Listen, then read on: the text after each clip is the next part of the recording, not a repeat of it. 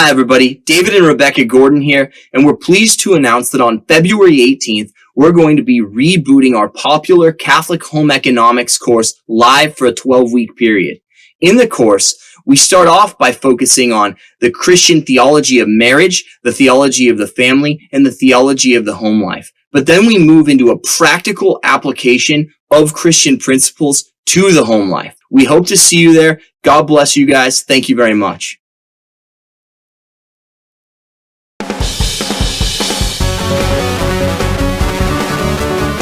Welcome back, everybody. This is David Gordon. I'm here with my friend and colleague from Church Militant, Paul Murano. Paul, how are you doing?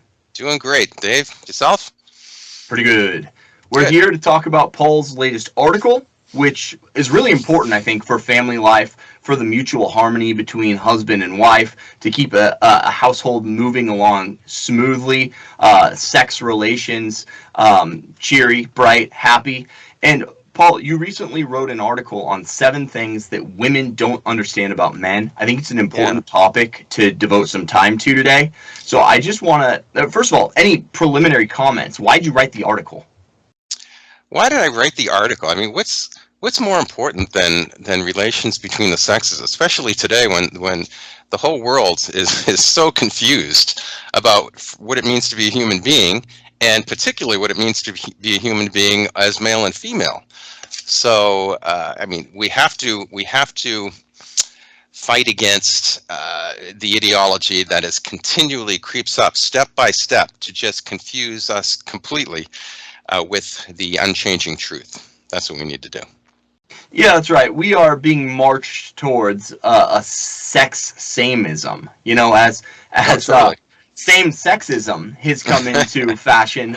It's really on the heels of a sex samism. Which is I like that. That's like that's a good bumper sticker. Yeah. Same-sexism has turned into sex samism, or something like that. You know, the fluidity of the sexes really paves the way for homosexualism. But that's, I guess, a whole other podcast. But the fact is that since the advent of feminism, since the rise of feminism, masculinity and femininity have both come under attack. As we've attacked the patriarchy, it's given way to a feminized patriarchy. Because again, matriarchy, if you look at like feminist theory, it's very much like democratic, and it's not about really the rule of one sex over another. Patriarchy is about rule, about order, about law. That's what the feminist scholars tell us.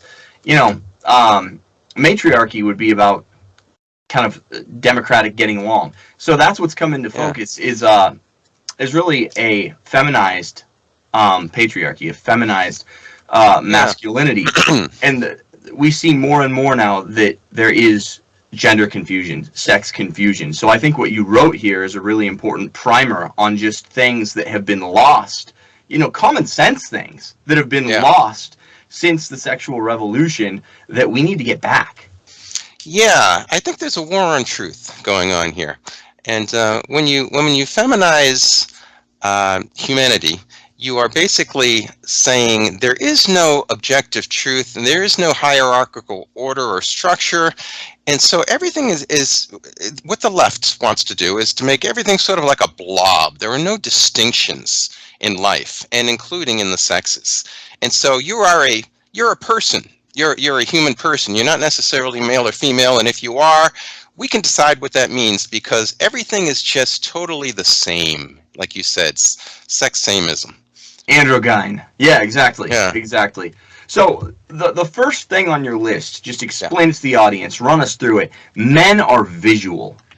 Well, I started with one that was kind of innocuous, that the fact that men are visual creatures, and I didn't even get into the sexual part of that yet. We saved that for number 4.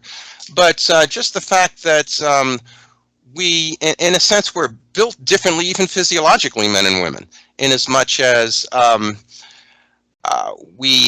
men are more, they see things in a clearer way. Acuity is in a sense better in men than it is in women. Now, women have a more sensitive sense of touch.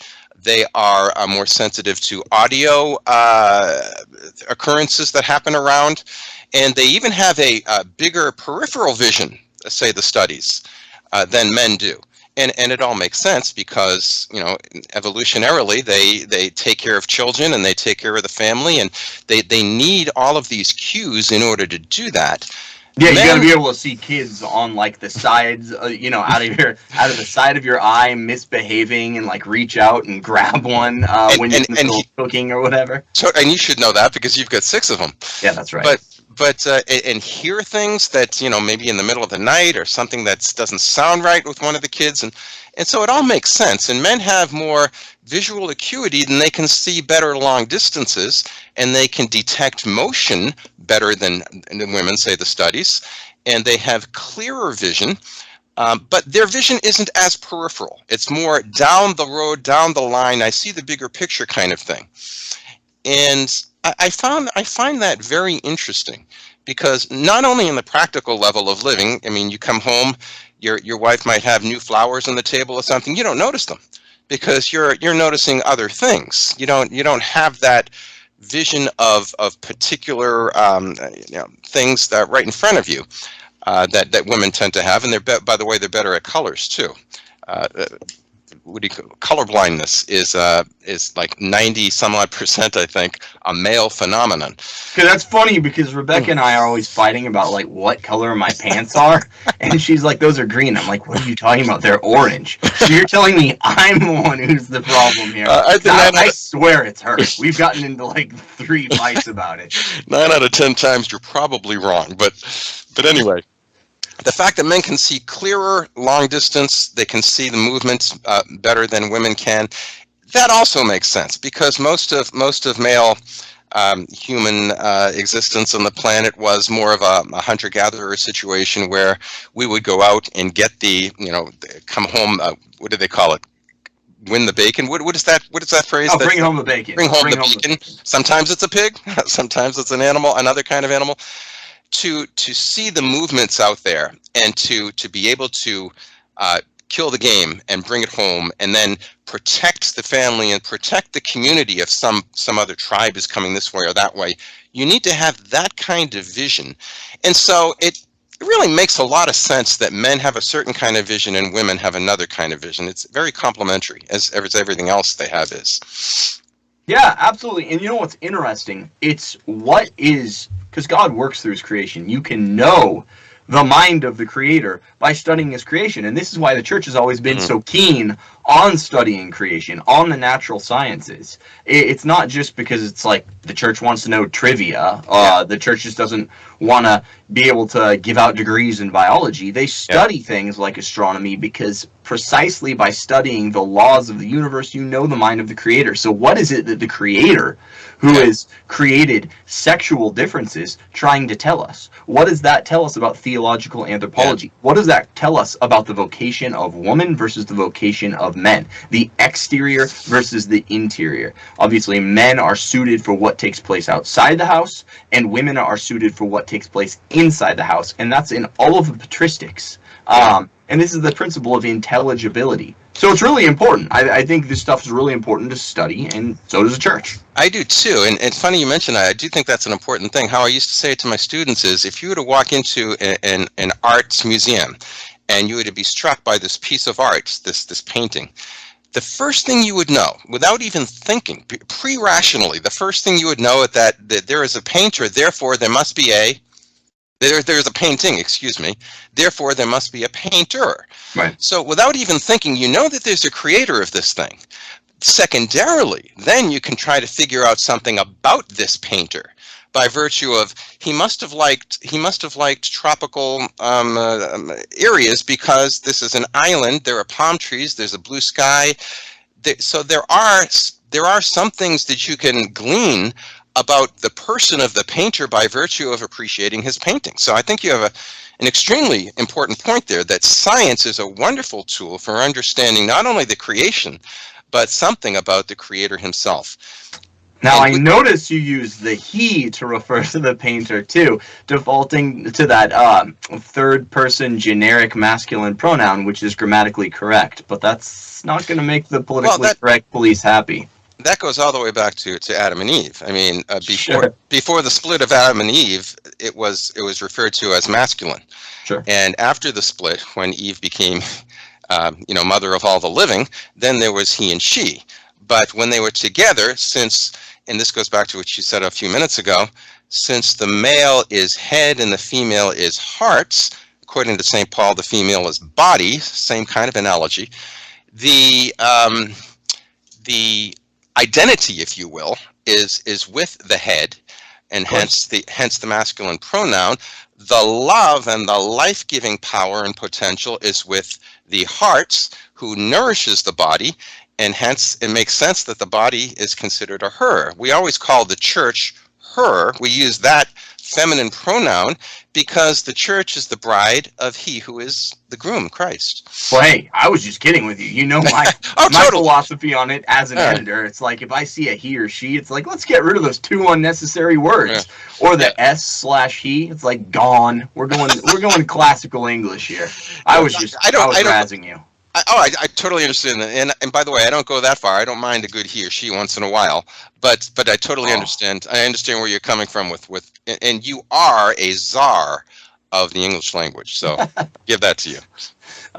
Okay, so next, this one I feel like we're gonna get some pushback on because people are gonna be like, well, here's the thing that women aren't. But number 2, men are analytical, and generally, I think that's what we're saying. Well, I think one of the important things of my article that we're talking about right now is the introduction. And at the end of the introduction, I say to all of those who you're talking about now, I say, these are just generalities. Obviously, nobody is a stereotypical male. Nobody's a stereotypical female. What we're talking about are generalities. So if you don't fit into them perfectly, don't worry about it. I don't fit into them perfectly, and neither do you.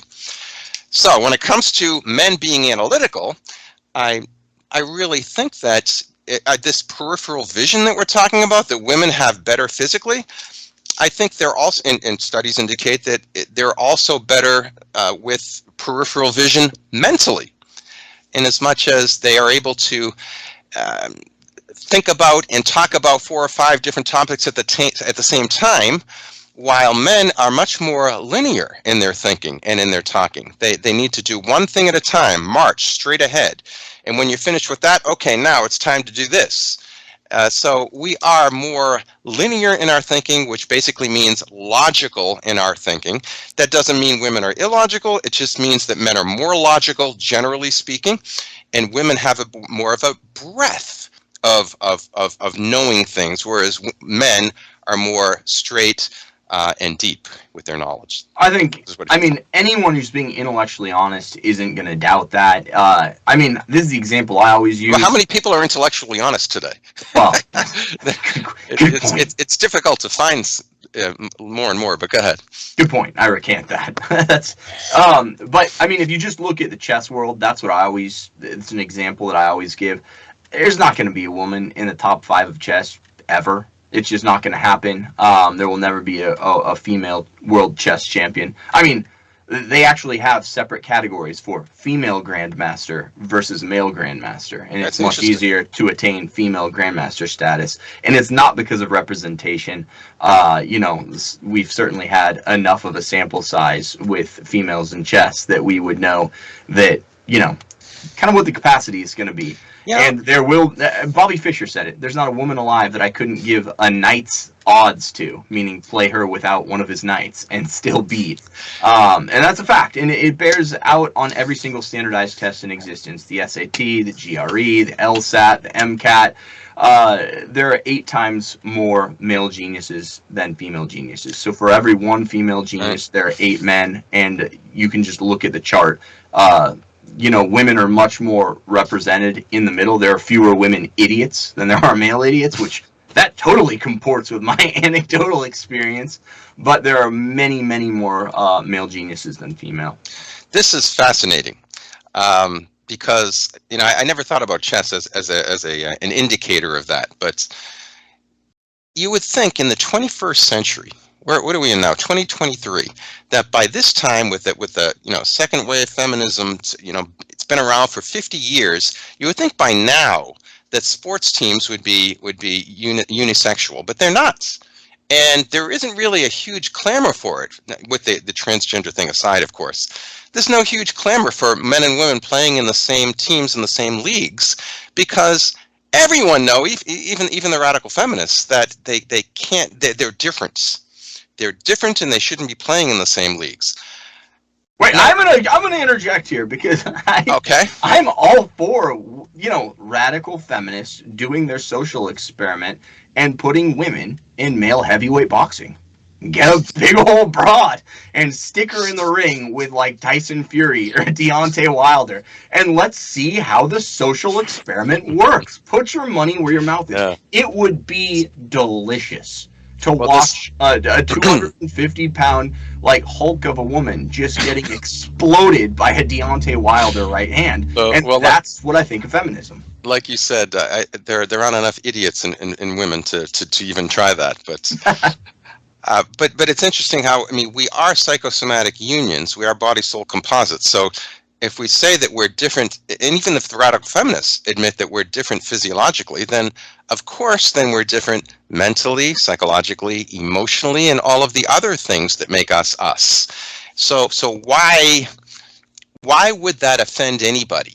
That there are more geniuses, there are more chess champions that are male, and females have other things that they're much better at males are than we are. So we're different, but we're complementary. And of course, the bottom line is, for all of you folks who are about to scream, Genesis 1:27, 1:26 to 1:28. Basically says that we are all, males and females, created in the image and likeness of God. So we're equal in dignity in as much as we're God's image, but we're different and complementary in our sexes. 100%. Yeah, 100%. And there are a lot of things. This isn't just like, I hate when people just pander and are like, oh, well, you're equally as good as everybody else. But it's true. Like, women have their own unique skill set, and that's why we love them. Like, I can have a best friend that's a guy, but I can only have a wife that's a woman, despite what James Martin says. You can only have this total intimacy between the sexes because there's complementarity, and what women are good at, men kind of lack, and what men are good at, women lack, and we make up for each other's weaknesses. Women are verbal, and they're really good with verbal skills, and they outperform men on verbal skills. And that's not just me throwing a bone to people. They just have obviously we share an equal dignity, but like, if you're going to compete in a man's world, which is what feminism is setting women up to do, like, you're going to try and practice law with me. You're going to try and play chess against Magnus Carlsen. You're going to try and be the top university professor. You're going to get smoked and humbled. And that's what we're setting them up for. And it's creating a little bit of like an ego crisis. And it shouldn't. It's just like, you do what you do and you do it well. And you're going to be much better than I would be at doing those things that are unique prerogative of women. Well, we haven't been comfortable with ourselves as men and women. And, since I was a kid, since, for several decades now. And of course, this has to do with, if you want to go this in direction, there is a cause to this, and there's a spiritual cause, but the physical cause that enables the rebellion to occur is the contraceptive pill. You take away, you basically neuter American women, or any women who takes the pill, and it's popular around the world today. And what are they going to do for fulfillment? We're all seeking fulfillment. If you take away the natural fulfillment of women, they're naturally going to seek fulfillment in other ways. And the other ways is basically what used to be, and what still is naturally, a man's world, the head's world that gives direction to the body. Now, for a long time there, because of this, we've basically, families were two-headed bodies with no hearts. And bingo. And those things die. And it's no surprise that the divorce culture quickly exploded after the popularization of the birth control pill. 1,000%. Yeah. Yeah. You can't have two-headed beings with no heart. You die immediately. And of course, after decades of that, the equilibrium, if you will, of the sexes began to demand, unconsciously, I think, that men become more feminine because women have become more masculine in their roles and in what they do and how they live their lives. And so then you had the whole crisis of men and masculinity, and along with, of course, the media bombardment of trying to make this happen. Men have become more feminine, while women have become more masculine. We're sort of meeting in the middle, and this androgynous being that that doesn't exist in real life. It's an ugly world with no more heroes, because there's no pinnacle femininity. You don't ever see the instantiation of this pristine femininity, and we've lost masculinity. So we have a bunch of concave-chested soy boys running around in like capri pants, and talking about social justice. So there's no more heroes, and we've created a culture where everybody is miserable also, because men aren't acting like men, and you can't be happy doing what you're not made to do, what you're not made to be by God, and women aren't acting like women. So in the decades since feminism, I always say it, there's a famous study that the paradox of declining women's happiness, and it's precisely because that women aren't acting like women anymore, that every decade since the sexual revolution, their happiness and fulfillment has fallen. Okay, so that said, we can go on about that for ages, Paul, and we talk about it privately all the time. Let's get to number 3, because this is a robust list, and I'm sure we'll talk about this many times in the future. 3, men love differently than women. This one seems like common sense, but it too has been lost. People don't understand this. Well, I think I began the paragraph with men not only think differently than women, but men love differently than women. And there is no relational personal love unless there's a complementarity and a difference involved in it. So what is that difference? Well, males tend to get and give, females receive, mix it with themselves, and give back in perfected form. And this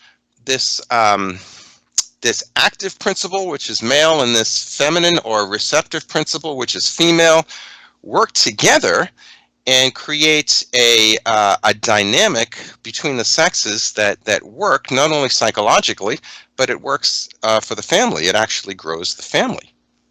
That's right. No, 100%. And, Aquinas talks about this. Aquinas talks about man is the active principle in the generative function, and female is the passive principle in the generative function. And, our generative organs actually tell us about who we are as people, which is why you are going to have those organs in the new heavens, the new earth, the resurrected world, the perfected world at the end of all things. It's part of actually who you are as a servant of God, and it speaks to the way that you are going to serve God. So it's not just like, and this is where you talk about like Platonic dualism in some of your other writing. It's not just like, okay, this is my outward form, but here's my inward spirit. Your outward form tells you about the very core of your being and your calling. So I think what you're saying is that our bodies are not just physical. Our bodies are physical manifestations of our souls, of our persons, of our personalities. So our sex organs go far beyond in just being generative organs. They point to a reality. That's called excarnation, by the way. That's what theologians call excarnation as opposed to incarnation. And it points to a reality that males are outward givers, females are inward receivers that mix and perfect. I think I gave 2 examples in my article. One simple example of, traditionally anyway, males went out and got the stuff and gave it in the form sometimes of a paycheck or what have you, gave it to the female. The female takes that and prepares a meal and brings it back to the male, and here we have dinner. It's a perfect thing. Give, receive, mix with her love, bring it back in perfected form. It's a wonderful thing. The family dinner is priceless. Right. Men provide, women distribute is the way that a lot of like the manualists, the home economics people have always called it. Yeah, and traditionally, of course, that's been the case, generally speaking, until radical feminism. But even more profound than that is the baby-making process. that male gives to the female. Female mixes what he gave to her with herself and her love, and gives that back 9 months later in the form of a child. It's a beautiful circular complementary dynamic that, and I think we had mentioned this before the show weeks ago when I wrote the article, that actually not, I wouldn't say mimics, but reflects the Holy Trinity himself in the personal relationship between the persons of the Trinity. Absolutely. Yeah. There's that dynamic at play. And this is also where you see these feminine virtues, spoken of in the Bible, in books like Proverbs and the book of Sirach, when they're talking about, the traits of the good wife, like docility, quietness. It all has to do with this passivity and receptivity. That if you're always talking, if you're being loud, well, you're not receiving, you're giving. So all these things that we naturally recoil at, when you kind of think of the 21st century harridan, the loud, bossy woman, they're all the things that are turning passivity and receptivity on their head. And that's why it's so naturally gross to us, even if a lot of neutered modern soy boys won't articulate that because they're trying to be allies to feminism. Okay, so number four. Yeah. Now, this one, I don't think it's going to come as much of a surprise to a lot of people, but I think the fact that you're articulating it and saying that this isn't necessarily like a bad thing, that might be the surprise. So number 4 is men think about sex often. We've been kind of groomed to think that that means that somehow men aren't chaste, and that it's necessarily a bad thing, which it's not. If you're thinking about sex chastely, and that's not an oxymoron, because unchastity, lust, is disordered sexual desire. If you're thinking about your wife often, that's quite properly ordered, that you're supposed to do that. I think people just... We have a bit of a weird dynamic in American culture. We have remnant Puritanism that's been mixed with a completely hypersexualized, disordered view of human sexuality and conjugality, and they're missing the golden mean between the two. Well, we always do, especially on everything. Pretty much since we left Eden, we've had this pendulum kind of shifting between both extremes, and we never land right in the middle. And sexuality, of course, is a perfect example of that. But we went from being very Puritan in the way that we look at sex, and of course some of that is still etched in the psyche, as you mentioned, but we've gone way over to the pornographic way of viewing sex, which is the other total extreme. And the truth, of course, is that sex is not something to use and to debase for pleasure, and it's not something that is disgusting or too embarrassing to even mention. It's in between those two things. It's actually good and beautiful if utilized properly in accordance with God's will. It kind of reminds me of wearing a white tuxedo.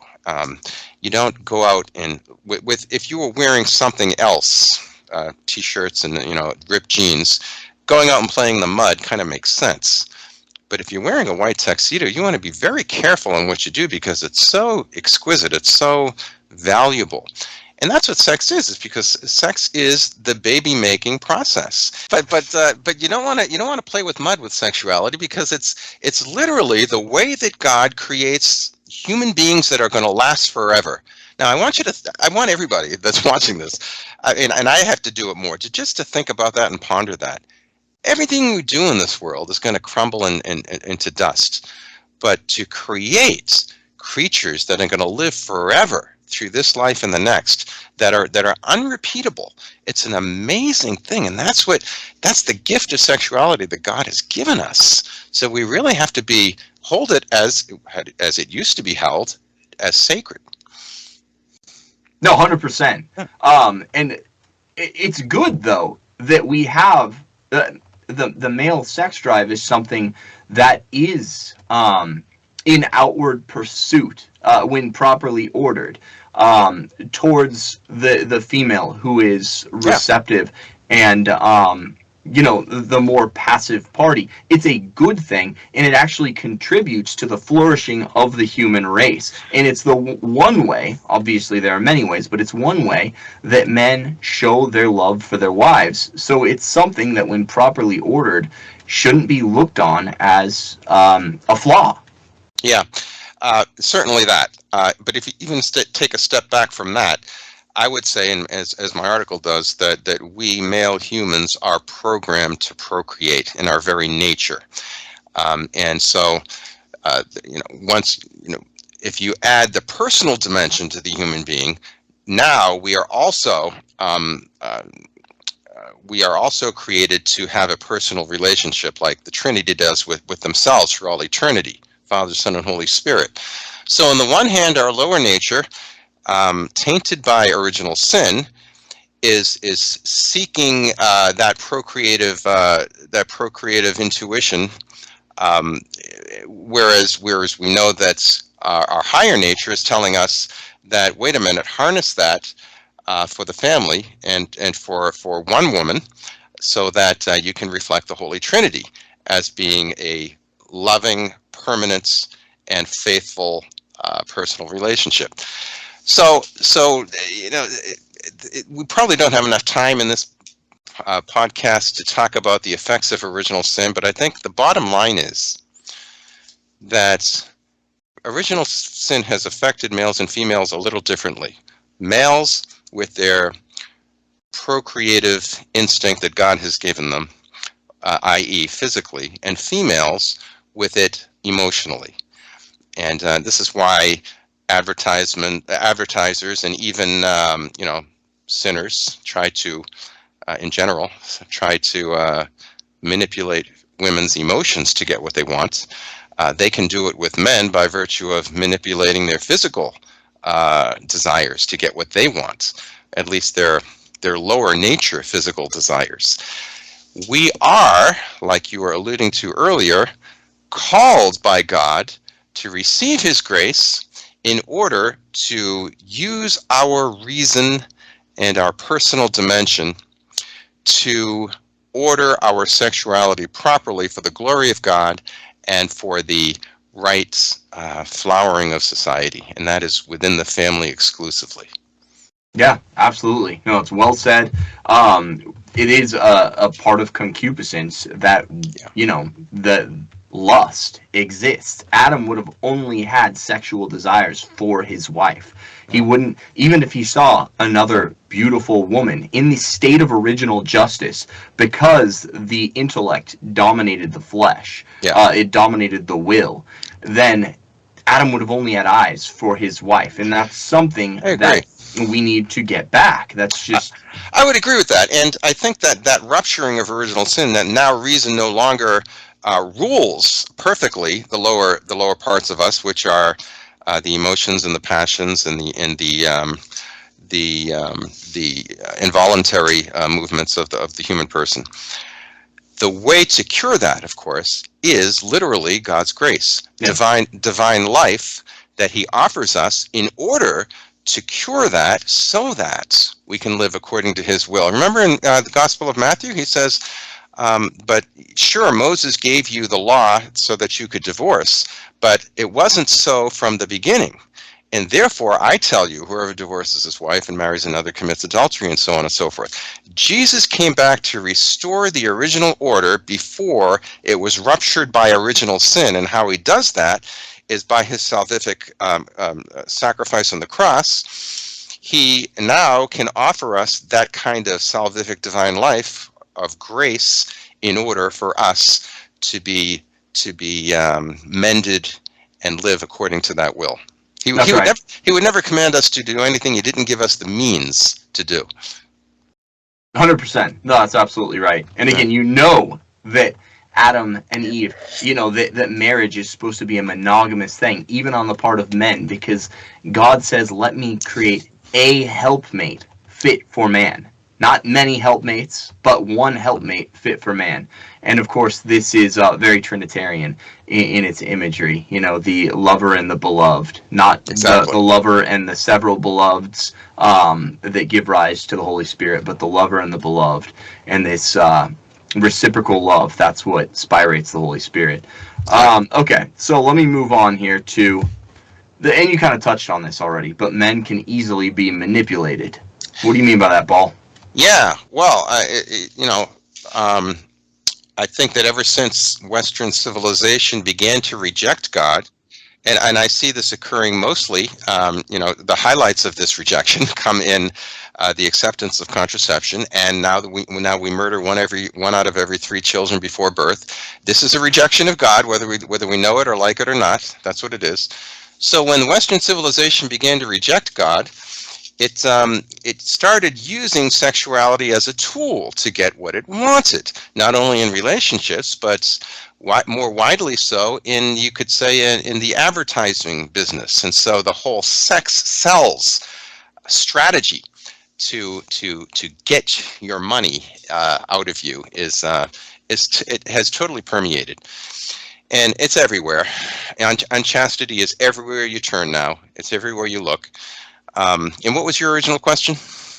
Oh, I was just going through men can easily Oh be yeah, yeah. manipulated. What is that, Paul? So Why are we so easily that's what manipulated? that's what the advertisers and everyone else is trying to do. Is where they're manipulating our um, our tendency towards concupiscence and towards the lower nature of the human male, seeking and desiring many women at the same time. And the stimulation that is involved in the sight. We said that males are visual creatures. All of that's being manipulated in order to get money from us and to bring us down, so that those in power keep power.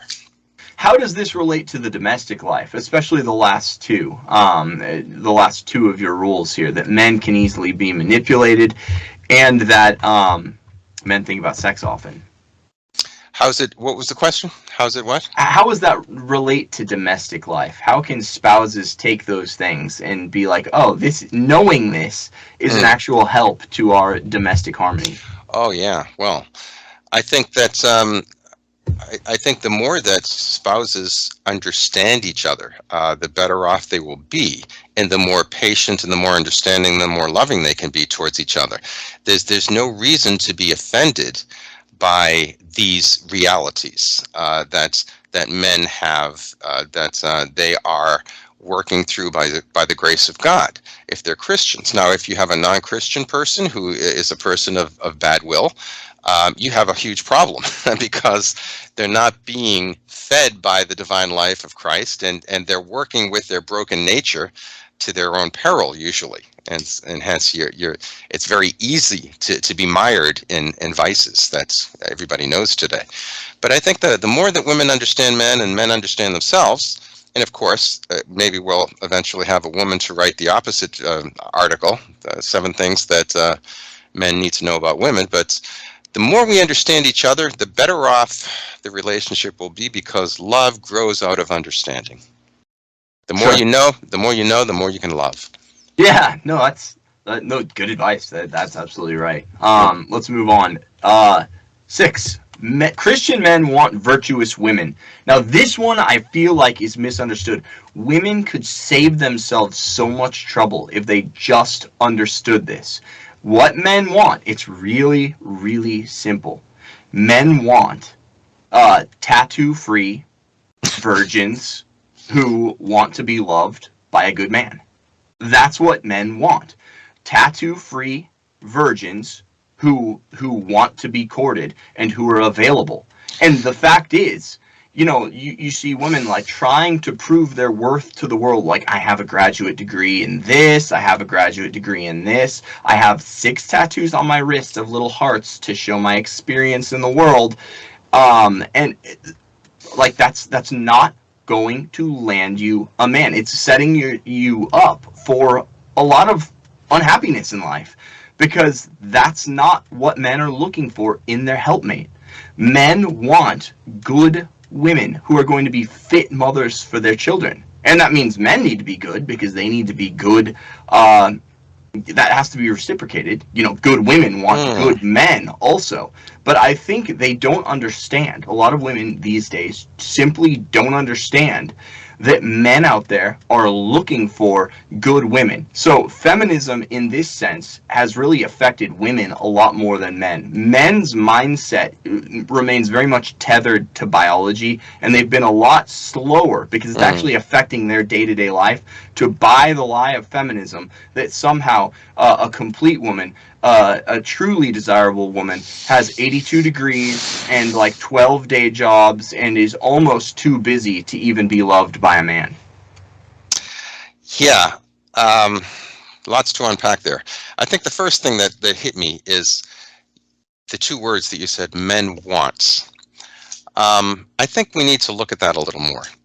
I think that men, on a certain subconscious level, on the level of human nature, I do think every man wants what you just said. But we are so conditioned today. I don't even think men know, a lot of men don't know what they want. They're not conscious of what they're looking for because they're so confused. There's so much confusion today about this. But if they're able to tap into the deepest part of themselves, I think they'll understand that, of course, this is what they want.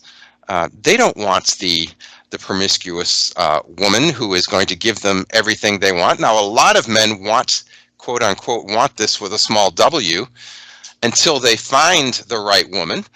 But in doing that, they don't really want that. They're sort of biding their time, doing this very immoral action because it not only degrades themselves, it degrades their playmates, if you will, and it also degrades their future families. So yeah, deep inside, men want a good woman, women want a good man. They've lost sight of what that means today, and that's very sad. It is sad. I just think that so much of female activity is needless now. The things that they have been taught to think that matter don't matter, and what they've been told is ugly, and it's a thing of the past, and it's something that you are somehow controlled by the patriarchy if you like wear a dress and don't have like neon purple hair and aren't 400 pounds overweight. Those are the things that are ultimately going to lead to happiness. Yeah. Don't just do what you want. Yeah. Train yourself for virtue. Train yourself for motherhood from an early age. Train yourself in home economics. Train yourself in loyalty, and to love what's good and true and beautiful, and to be as beautiful as you can be. And those things are the things that men are going to appreciate and that are going to land you a quality man who will notice. Well, the huge problem we have today is that people have just lost sight of human nature. And part of human nature is this complementarity between the sexes. So yeah, it's very sad. I don't know what else to add to that, other than you have to buck the trend. You have to know what's there. Well, I would just add two things to that. Number one, you have to know the society you live in to buck the trend and to live according to your nature, because that's the only way you will be fulfilled. If you're a female or if you're a male. Only way. You cannot be fulfilled outside of that. No matter what the world and our culture tells you, reject it. But number two, because our culture is so wayward, sometimes, and I mentioned this in the introduction of the article too, sometimes it's very difficult, if not impossible, to live out this proper masculine feminine dynamic. Whether it be in public life or in work life. I'll give you an example. A lot of our society, in its degradation and denigration of males today, would rather pay women to do what males should be doing, for example. And a lot of women make more than men do today because of this phenomenon. And if you marry somebody who makes more than you or has more degrees than you or what have you, don't let that stop you from that personal relational dynamic of the masculine and feminine. Sometimes you have to live that out other than in public life when it's necessary. So in other words, I'm not saying compromise, I'm saying live the truth as well as possible in the situation that you're in. Does that make sense? Yeah, no, I hear you. I think a lot of people can chew on that and will get a lot from that. One obvious example that it's kind of like that is if a woman finds herself with 4 children and her husband passes away, what does she do now? I mean, there are ways to go. There are creative ways to live in a world like ours by not violating human nature. Right. And a lot of people here say, well, these are just ideals, and there's no like sin attached to not following them. And here's what's lost in that, and here's why that's an incomplete understanding or response on the people who would make that objection. These have normative force to them. So they do have a moral force to them. It's not just like an ideal that you're striving for that if you don't achieve, you can just throw up your hands and be like, that's okay. There are imperfect situations in life, and sometimes when through no choice of your own, through no fault of your own, you have to accept them. Like if you have a widowed woman that is out there. No, exactly. I'm agreeing with you. I know that's what you're driving at. Yeah. If you have a widowed woman, yeah, of course she has to be out there earning daily bread. It's the fact that you don't get to be like, well, this is the ideal, but I'm choosing to go against the ideal. Choosing to go against order of creation is exactly the definition of sin.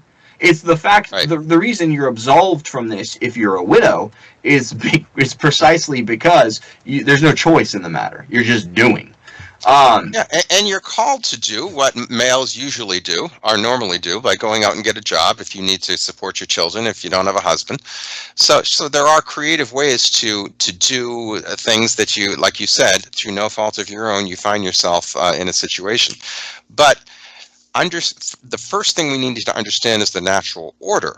And the natural order is this masculine-feminine dynamic that we see all the way up to God himself, because creation is, like you said, a reflection of the Trinity, between the Father who is lover and his dearly beloved Son who is beloved. And that love dynamic between lover and beloved, and the love between them the two, which is, of course, the Holy Spirit. So that natural order between the sexes has to be understood and respected. Sure. Okay, finally, men are interdependently independent. Paul, explain. Yeah. Well, first of all, human beings are interdependent. If you look at the analogy we made, head and heart, literally in the human body, are interdependent on each other. The heart decides to stop, the head's going to be dead, the brain's going to be dead within a few minutes, and vice versa. If the brain stops, if you have a stroke, a fatal stroke, of course, the heart is going to eventually stop. They're interdependent on each other, as man and women are, as husband and wife is. That's how we're made, as interdependent Adam and Eve unions. Now, that being said, like we said earlier, we're different. We have different psyches. And whereas women tend to be more communal in nature, more person-oriented in nature, we tend to be more thing-oriented. We tend to want to get things to give to the persons, not necessarily be directed, always caring for the persons per se. And so I think the fact that we have, to answer your question directly, there's something in the male psyche, I think, that needs independence in as much as it needs to lead the body. It needs to lead the body and rest, and lead the body and rest in a way that females don't necessarily need. A female is always happy nurturing her children or nurturing the family or doing something good for people. Even Jesus himself went out and needed a rest now and then. He needed to recuperate. He needed to think and to pray and to rest, so to go out and tackle the world again. And that kind of that kind of thing in the male psyche is important. And I think it, not that I have one myself, but I think it gave rise to this notion, this phenomenon of the man cave. Some place to go to be alone for a while, especially if you have children, to be alone, to be quiet, to gather yourself, and to think. I think men need that kind of time and that kind of independence. I agree, but with the man cave, I got to jump in on this one. Yeah. You know what the man cave is? It's like the home. The home is my castle. So it just used to be like in the olden days, before the advent of feminism, the father could just be like, all right, guys, I just need some alone time. I'm going in here. Don't bother me. Or I'm going to turn on the TV. Don't bother me. Now that you have the feminism and you have the overbearing wife syndrome, it's like, well, you don't tell me what to do, and like, if I don't think you need a man cave if you're running a properly ordered household. It's like, you know what the man cave is? It's my house, because I pay the mortgage with my labor every day. And that doesn't mean be insensitive and be domineering. But the fact is, as a man, you do get to request what you need to repair and to recuperate for the next day, for the next week. So if I need 5 hours of time on Sunday to sit, in my easy chair, and that might, I'm just throwing a number out there, that might be excessive, it might be underwhelming, then I'm going to ask for it, and I'm going to get it, because that's part of respecting your husband. And that's something that women are called to do. You have to respect your husband's good faith and reasonable desires. And so I don't need a man cave. That's the thing. Every guy with a man cave is cucked. That's a fact. Unless it's like you want to have a place where you can, shoot pool that's just not conducive to family living, because you can't have a billiards table like in your living room. Then you might call that your man cave. But if you actually need a place where you have to carve it out for yourself so your wife will tolerate you being alone, you need to rethink some basic things in your relationship. Like, I'm the head of the house. If I want to call something if I need time alone sitting on my kitchen stove on a Tuesday, like, I'm gonna get it. Yeah, and I think in a deeper psychological angle, it seems like men need quiet now and then, more so than I think women do, and I think that's an important factor underneath all of this, and the fact that we are more, I don't know, less person-oriented and more task-oriented, if you will. I think this needs this needs more quiet time, per se. Yeah, women, again, it goes back to those verbal skills. They're gregarious. They have high verbal skills, and it's because they have to multitask. They have to keep up with 5, 6 children in the home. But I think they enjoy it. Of course. I think it's part of their nature, and they enjoy it, and that's where they get their fulfillments. God gives you the gifts that go along with your calling, that correspond to your calling in life. So again, men have this monomaniacal genius because we are called to the professions. We're called to be military generals. So of course we're going to be the ones that can sit and focus on a chessboard with, utmost concentration for 6 hours at a time. Since women are called to the domestic life, then of course they're going to be better at multitasking, at being gregarious, at interacting with kids, at being patient. That patience is going to come more naturally to women because it all behooves their ultimate calling. Yeah. I think women, they know how to love in ways that men don't, and vice versa. And I think because of their specialized way of caring for people directly. Pope Pius XI in Casti Connubii mentioned that although the man is the head of, and he is the leadership in ruling, the woman, by her very nature, is the leadership in love. And it makes sense in that analogy that we keep going back to, because the heart, what does it do? It pumps blood, and it directly loves by pumping blood to every organ and every tissue in the body. That's real. That's analogous to real love. That is of the feminine nature. Of course, the head doesn't look inward like the heart is concerned with, but looks outward, and needs that quiet time to assess things and to plan and to go forward. And I think that's built into our natures as male and female. And it's a beautiful thing. It really works if you let it work. If you just relax and you just allow yourself to be at peace with who and what you are, that love that springs from that both of you share will make a wonderful life together. 100%. Yeah, and it goes along with kind of the organs that are associated with the head and the heart. I mean, the heart being one of them. But the brain, it needs time to rest. It needs more of like a period to just shut off, and that's sleep. But the heart is constantly pumping, and there is something there. That's a fun point. That when you're asleep, in a sense, that the brain is unconscious. It's recuperating, and the heart slows down, but it continues to go. It doesn't need that alone time, that independence. That's funny. Well, I mean, in sum, Paul, thank you for coming on. I think there's a lot to this. It's going to help people order their houses better. It's going to, again, help the sexes come to a place of harmony and kind of get over these differences, which in the post-fall world can actually cause hiccups in relationships and misunderstandings. It causes competition. Yeah, and that's what feminism did. It turned woman from man's helpmate into his rival. There's no peace if your spouse is a rival and if there's competition between you. That's exactly what we're talking about. Is the opposites that God created us to be complementary, harmonious ways of being human, male and female. I would also point out at the beginning, I think I know you're trying to show that. Like, we understand that there's going to be deviations from some of these rules, but I do want to add a cautionary word. It's a great article. Out of necessity. Yeah, out of necessity.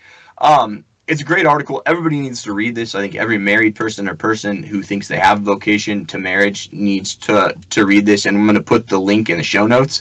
But one thing that needs to be said is that these rules, although some people are not going to be naturally born with the certain virtues that correspond to those that are proper to their sex. Like, you might have a demure male that's kind of the beta, in popular culture called like beta male syndrome, kind of and passive. Not wanting to show headship, not wanting to show leadership, not wanting to naturally be active and outward and giving and engaging with things external. And then there are going to be women who are kind of bossy and shrewish. At the beginning, you're like, there are exceptions to these. But the fact is that you have to understand that's a privation. It doesn't escape my moral judgment when it's like, well, this woman was born and she has like a desire to be an army man, and she's really aggressive by nature, and she is impatient. Like, you have to understand that those things are privations against the feminine nature. And although we have to admit, yes, this woman is born with certain genetic and natural predilections towards this thing, it's not good, and she needs to be steered away from that. If you have a bossy, shrewish, aggressive woman, she needs to be steered towards being demure, towards being more passive, towards being more patient. And it's the same if you have a son that is kind of a wimpy, overly passive guy. He needs to be guided towards these masculine virtues. So while this isn't going to work as a one-size-fits-all for everyone that they can get into immediately, they do have normative force. Yeah. I would say guided patiently with love also. You don't want to force these things so that there is a backlash but what was I going to say earlier? I think that this is the kind of arguments, the opposite of what you're saying is the kind of argument that people are making for homosexuality today. And that is, a lot of people say that they're born with it, and of course there's no genetic there's nothing that is genetically found to be of a homosexual gene. We know that now. But even if something, if there was an imbalance in utero hormonally or chromosomally or what have you, or maybe something drastically, or some drama happens that you were traumatized at 3 years old, we don't really know the genesis of homosexuality, but those who have felt that way, had a same-sex attraction since the beginning of what they remember in life, we're supposed to say, okay, you've had that, this is the way you are, therefore go for it. Of course not. We're not supposed to say that. We're supposed to say, this is how the imbalance of our world has treated you. This is the legacy of original sin, and how it has. We're all imbalanced in certain ways, and if you have a same-sex attraction, and even if it's as far as you can remember, this is not of the natural order. Because even though you feel this way now, it will never ever be your fulfillment, because you will be violating your very human nature if you act upon this. So yes, start working properly and slowly and patiently, and getting the person more in line with their, what you would call their natures as male and female, masculine 100%. And feminine. Yeah. It's not like what we're told, like you got to support people. Well, because you hear this. Like I hear people like, that woman puts me off because she has, an aggressive, bossy nature. It's like, well, I've known her since she was a girl. She always liked that. And then she wanted to go and become a Marine. So we really encouraged her to do that because it was in keeping with her nature. It's like, that's horrible. Right. What you should have said is, you're going to make a lousy Marine because you're a woman and can't fight. And that your nature, you need to curb these things, which are distortions and privations of the feminine nature. And of course, you say that in a loving, gentle way. But that's exactly what parental guidance is. It's not just blindly affirming somebody's bad life choices. This whole thing about whatever will make them happy. I'm happy if they're happy. We've lost our understanding of what happiness is, because we've lost our sense of human nature and the natural order. I mean, with this whatever will make them happy thing, there's no sense that I may be going this way against the natural order. And even though I want to go that way, and my lower nature is telling me to go that way, I'm not going to find happiness there. Happiness is something that I need to conform to, not I need to create for myself, in a sense, in the deepest part of our human nature.